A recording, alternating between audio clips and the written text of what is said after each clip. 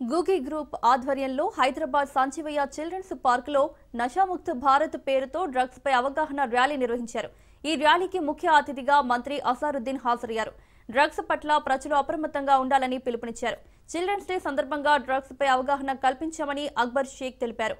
యువత డ్రగ్స్ కు బానిస కావద్దన్నారు. సీఎం రేవంత్ రెడ్డి డ్రగ్స్ పై ఉక్కుపాదం మోపుతున్నారన్నారు.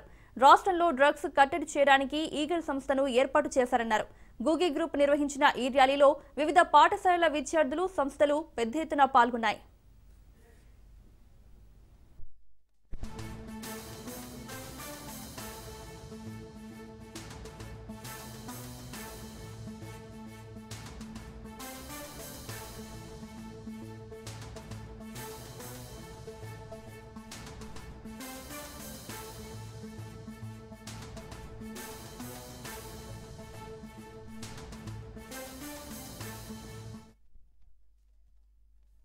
ఈరోజు చిల్డ్రన్స్ డే సందర్భంగా నషాముక్త్ భారత్ డ్రగ్స్ అనేది ఒక పెద్ద మహమ్మారిలాగా తయారైంది దేశానికి. అట్ ది సేమ్ టైం తెలంగాణలో కూడా డ్రగ్స్ వ్యాపిస్తుందనే విషయం తెలుసు.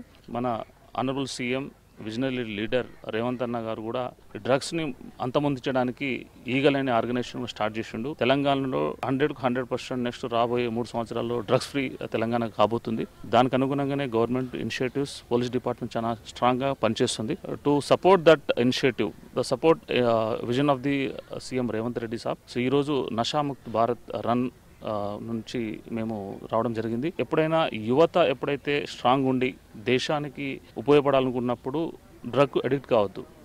డ్రగ్ అనేది ఒక సైలెంట్ కిల్లర్ లా ఉంటుంది దేశ ఫ్యూచర్ని నాశనం చేయడానికి. సో దాన్ని ఫ్యూచర్లో ఇండియాలోనే కాదు మన తెలంగాణ రాష్ట్రంలో కూడా దీన్ని రానివ్వకుండా చేయాలంటే ఇలాంటి ఇనిషియేటివ్స్ తీసుకోవాలి. ఇలాంటి ఇనిషియేటివ్స్ తీసుకోవడానికి గూగి ప్రాపర్టీ నుంచి మేము ఆల్వేస్ ముందుంటాము. యాజ్ ఇండివిజువల్గా నేను, మా ఆర్గనైజేషన్ కూడా ముందుంటే, దాంతోపాటు చాలా మంది స్కూల్స్, చిల్డ్రన్స్ దీంట్లో పార్టిసిపేట్ చేసి ఈ ప్రోగ్రామ్ని చాలా సక్సెస్ఫుల్ చేసినందుకు వచ్చిన ప్రతి పార్టిసిపెంట్కి మా తరపు నుంచి థ్యాంక్ యూ అండ్ కంగ్రాచులేషన్స్. ఇలాంటి ఇనిషియేటివ్స్ని ప్రతి ఒక్కరు ఎంకరేజ్ చేయాలి. ప్రతి ఒక్కరు మన ఇంట్లో ఎవరన్నా డ్రగ్స్ వాడుతున్నారా అది ముందు చెక్ చేసుకోవాలి. దాని తర్వాత మన వీధిలో, మన స్ట్రీట్లో ఎవరైనా చేస్తున్నారా, తర్వాత మన స్టేట్లో, తర్వాత దేశంలో. సో ఇలా స్టెప్ బై స్టెప్ మనము ఫాలో అయినప్పుడు మాత్రమే మనం డ్రగ్స్ని అంతం